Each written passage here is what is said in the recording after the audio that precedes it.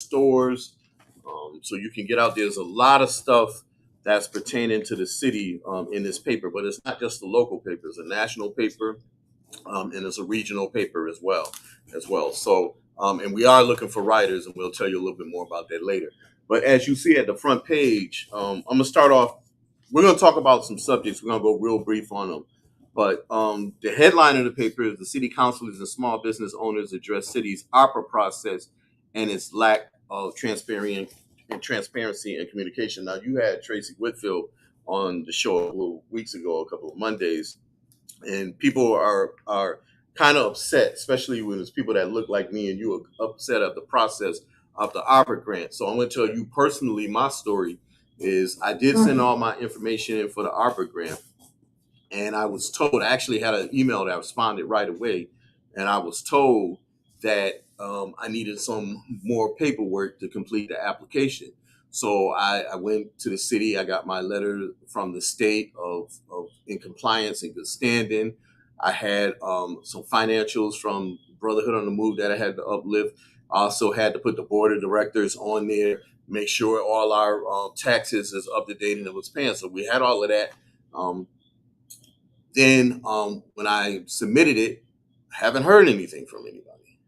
Had not even a letter. So I heard people that are receiving letters saying that they didn't qualify, or on that substance that they didn't qualify, they didn't do this and they didn't do that. And then on the same token, you're hearing incidents of people didn't even fill out the whole grant process and they were awarded money. So what is really the process, or what's really going on with the city in the opera process? So I know Tracy Whitfield and Justin Hurst has been really fighting and pushing this stuff and having meetings.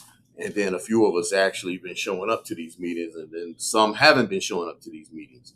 So when the process is in place, I mean, we have to follow up with these things. Now, I followed up several times about this opera situation. So there was a number and an email that was corresponding with me.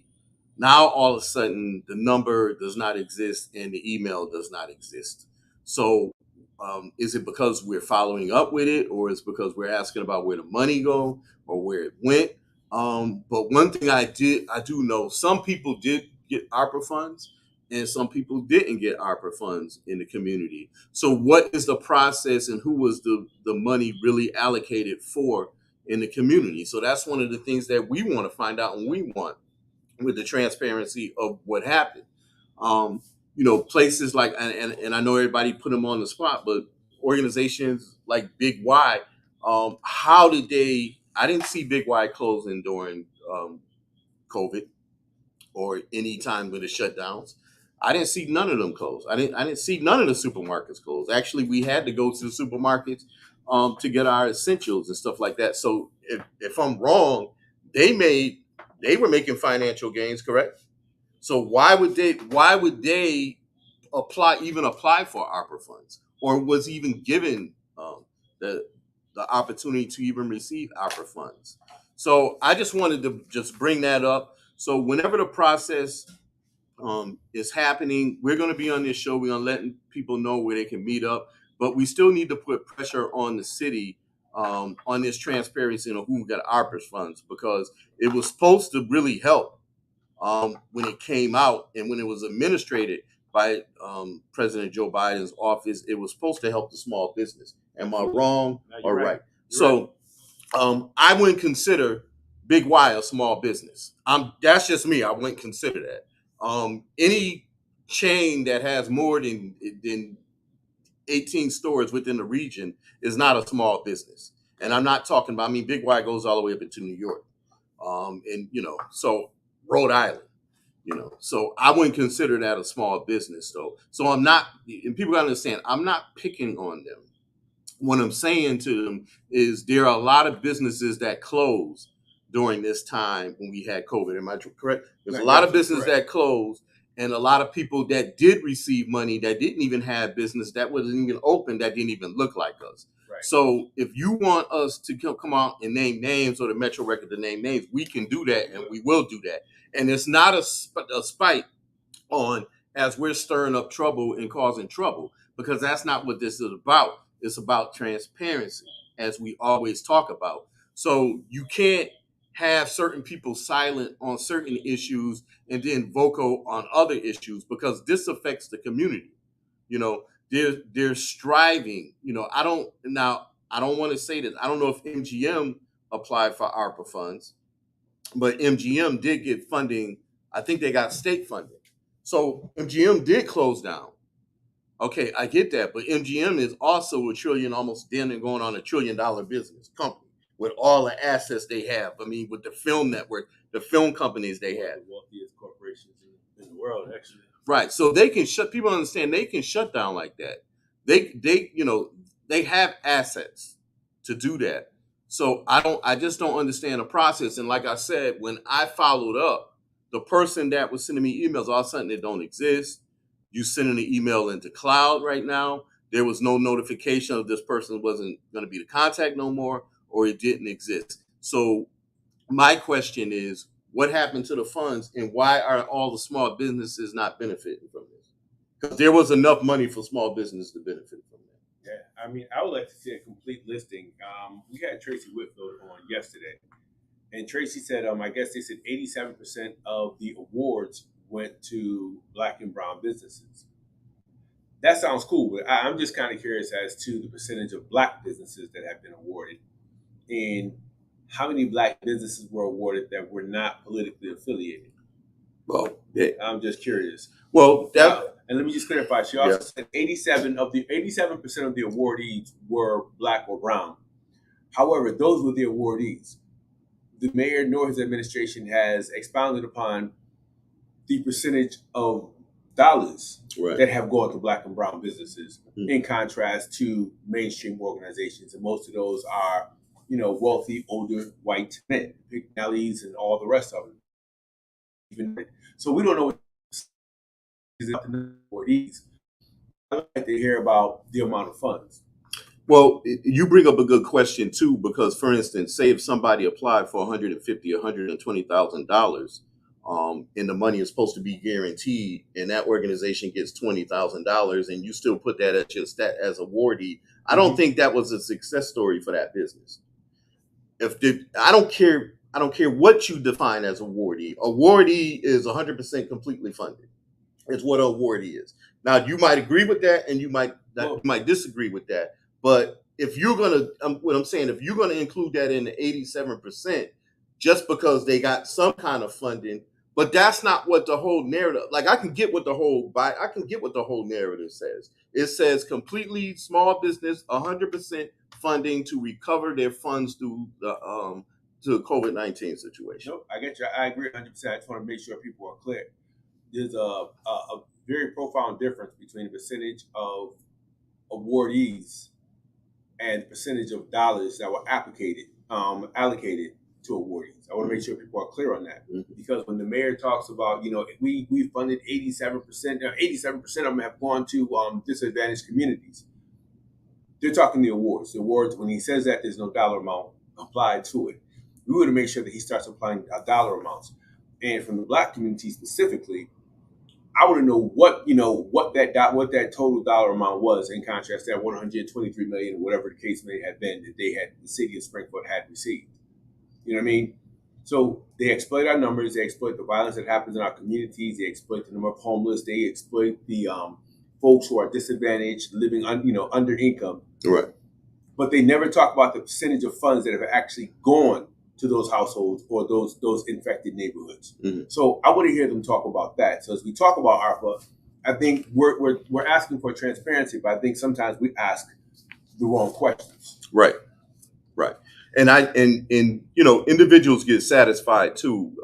If you are a business, a Black business, I'm talking Black business now. If you are a Black business and you did get awarded, and you're on here or you're listening to us saying that they're wrong for bringing this up because we did get funded, you're missing the whole picture, because you're going to understand the overall, because you benefited. That's more of time for you to speak up in a total picture of everybody else that got funded. I'm gonna give you, and you're absolutely right. Let me just say it like this: the Boys and Girls Club on Cruise Street was awarded $1.2 million. the Boys and Girls Club Family Center on Acorn Street, dead smack in the middle of the hood. Um, do I need to name the gangs that operate out of that neighborhood that surrounds the family center? Right. They were only awarded $500,000. So it's kind of like where's the balance? Right. So I think for those who are awarded, and I did talk to a few, y'all making a big deal of nothing. He funded me. He did fund you. He gave you pennies. Whereas other folks were getting, they're getting dollar bills. They're getting tens, 20s, millions. You're getting pennies. Right. Hey, pennies. I don't think people have heard that term in a minute. We're getting half a pennies. Are you kidding me? Right. And when you look at the percentage of Black businesses that were awarded, it's nothing in contrast to the overall number of Black businesses that have applied. Right. So people need to keep that in mind. It's not about your individual business. It's about the collective. It's about looking at our community. Okay, aren't you tired of funding being reallocated anywhere except for the Black community? And I'm telling folks, stop with the Black and brown. The mayor and his administration are real specific about where those targeted underprivileged dollars are going. Mm-hmm. They're not coming on the Hill. They're not going to Black businesses. They're not going to Black businesses. And that's what needs to be talked about and shed about. And for people to sit back and really say that, they're doing a good job of, acknowledging us distributing the money, they're not doing a good job. Let me switch bit because we could talk about this subject on and on. 15 minutes left. We got finished. Listen, as I'm looking to the paper, so we're gonna just go through the paper real quick. We're gonna go through the paper real quick and look at a few of the articles and stuff that we can talk about that's coming up. So listen, if you have a young child, make sure you put them in the Young Scholars Academy. They're looking for adults to read as well. So if you have an organization, a youth organization, a sports organization, and you have idle time on Saturdays or something, make sure you get in contact with the Young Scholars Academy. The number there is 739-4743.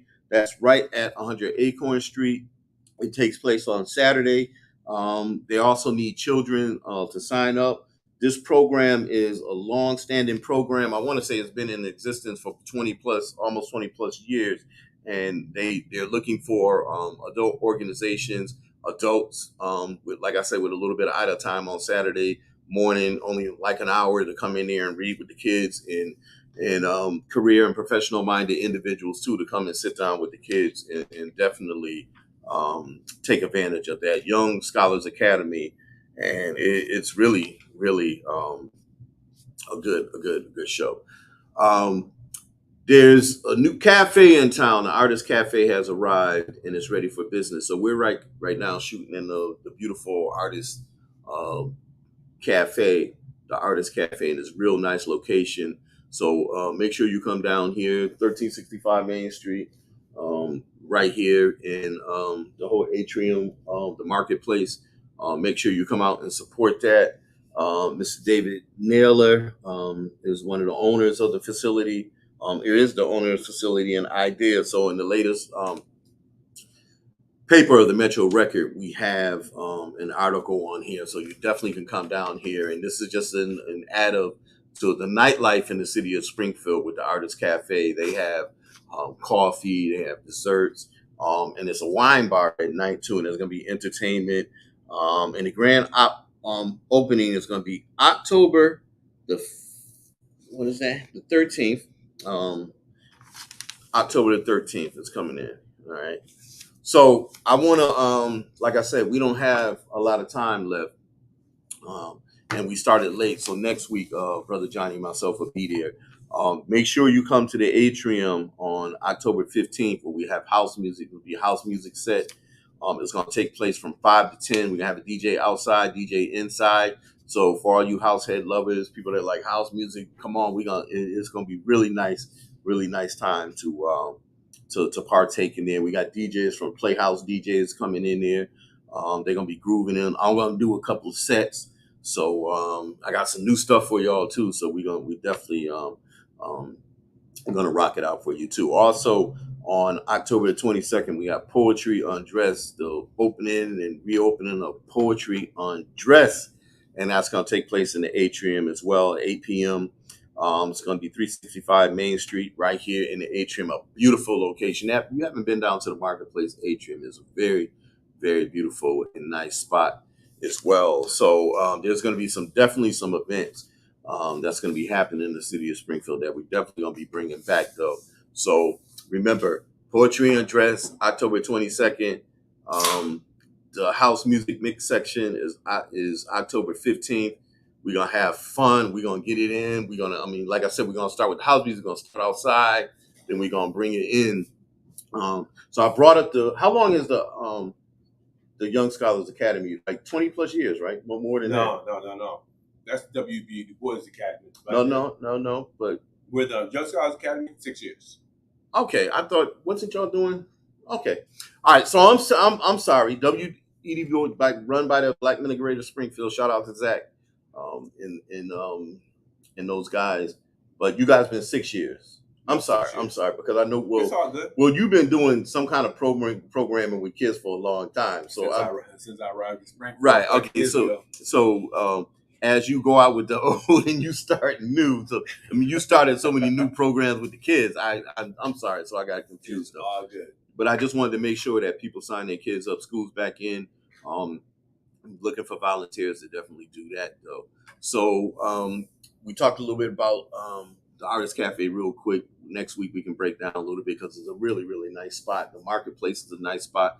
So come in and enjoy downtown Springfield. You don't always have to say, I'm not coming downtown Springfield. There ain't nothing for us to do and all that. There's tons of stuff to do. But if you look from what just happened, if you look all the way from June to right now, and there's still multiple events going on. Right. So this weekend they got New England Noir is going on, even though that's in Southampton. It's sold out.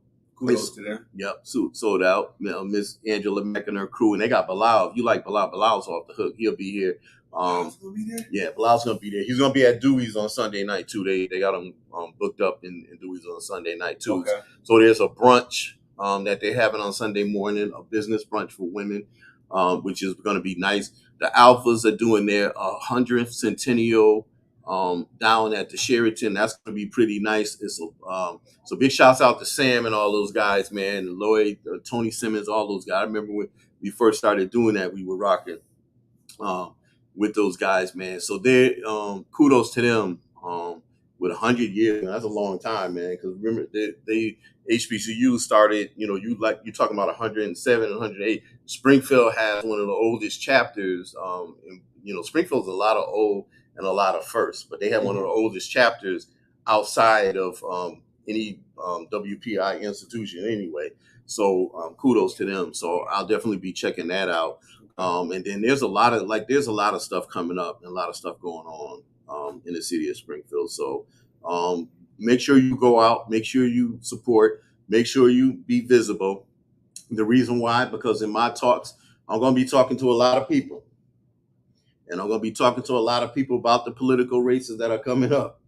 Mm-hmm. And these conversations it's going to be repetitive when you see me, because these conversations will be, I'm agreeing in your head on why we need to have change in this city, why we need to vote differently, and why we need to have people replaced in certain positions, and we need fresh new blood. So that's the conversations you're going to hear from me from now to the next 2 years or whenever. So I'm telling people right now, you're going to get tired of me, but I'm going to be supporting all your events. You can come support ours too, but you better support you. I'm going to support your event. I made it my business right now. I'm going to support everybody's event. But I'm not just going to be going and partying without a purpose. Right. I'm going to go to events that I know that are business minded, business with a message in them. And at these events, we're going to be talking politics. Can I just throw out one thing? For folks in the Black community, it's like this. Are you happy? Real talk. Yeah. When you look at, ask yourself, who's your leadership? It's kind of like who speaks for you. And I think people need to start, you said something earlier, and I see Brother True had commented on as well. You said, some folks speak on some issues and they're quiet on others. And he goes on to say solidarity equals volume. And solidarity equals volume. So the bottom line is this: people need to speak up. We just had a primary, Buck Williams, Janae McDonald. Kind of on both of them, doesn't matter, I say it out loud. But are you really happy with our current state rep? And is he really doing the work that needs to happen? When I look at the work that Carlos Gonzalez, Orlando Ramos, and Adam are doing, even the stuff that Carlos was doing before the other two took office, and then I look at what's happening with the 11th Hampton District, and I'm looking at Bud, and I'm going, yo, when not trying to blow them up, but folks need to start holding people accountable to make sure that we get results, to make sure that programs and businesses are funded properly and effectively funded in our neighborhoods. I don't want to hear about the social service stuff. I want to hear about the economic development aspects of what needs to get done. Those conversations need to be had. If you talk about the allocation of funds or the misallocation of funds of ARPA funds, I'm just kind of curious. We only have one black state legislator down here. I haven't heard him say a peep, publicly or privately, about what's happening with this ARPA process. I haven't seen anybody try and, galvanize, black influencers. I hate the word black leaders. Say, listen, we need to start holding City Hall accountable for what, for what is that, for whatever, for what's not being done. If something good is happening, hey man, let me ask you. If not, somebody needs to speak up on it. We have leadership, and no one's being vocal. Well, let me ask you this question. Since you said that, when you talk about economic development on the Hill, okay, when you talk about that, and does the city have an economic development team that we can go to, or Tim Sheehan, Brian Connors, they basically had planning and economic development for the city of Springfield. Right. So, are we reaching out to them for economic development, or they're not? That's a good question. You need to ask our city councilors who represent, we have ward reps who should be asking these questions. I know Tracy Whitfield, Justin Hurst asked these questions, but everybody needs to be asking these questions. We have neighborhood councils all throughout the city. Are they asking those questions? Are we even represented on most of those neighborhood councils? So we have to start getting involved civically, socially. We have to start asking those questions. Every year they do an annual rollout of the vision for the city of Springfield, the economic vision, and everything that's going to be happening. Very rarely do you see us included in that, but no one's having these conversations with these folks about it. There's no accountability mechanisms, and that needs to change. Yeah, that needs to change. So I want to share this too. We got like 3 minutes. I want to share this too. So I had a conversation with an individual that's a city employee yesterday, and they have a high skilled job, and they're actually an engineer. They work for the school department. And so the new schools that's built up in Mason Square, they're about to get somebody fired. They'll get them. Don't get anybody fired. Okay. Well, let me tell you. We'll have the conversation. Chief of staff and the superintendent. Oh, they'll come for you. So, I probably say we'll have this don't after give no specifics. We'll have, let's keep it 100. Yeah, but I'll talk to you after about it, and then maybe we can come on because I don't want you right. I don't want to be specific. But I was told something yesterday about development that I really actually didn't even know. And I thought it was interesting. So anybody claiming that they did this, did that, and all that, that's not even the process of how it went. So I'll tell you we can talk about it later. So that being said, I just think, as economic development, and I know you've been preaching it. I know a lot of us still stuck on racism and all of this stuff like that. And I think people want us to stay on racism, so we won't get the economic development piece. Does racism exist? Yeah. Does systemic racism exist? Hell yeah. Is it a distraction? The bottom line, the root cause of everything is economics. Right. And any people that cannot control their own economics, they're always going to be under somebody else's control. So as long as we're fighting about the police, in the meantime, 10 black businesses shut down. We fight about, something with the school system. In the meantime, 50 people have lost their homes. Homes, that's when we start talking about legacy, legacy, inheritance, all that stuff.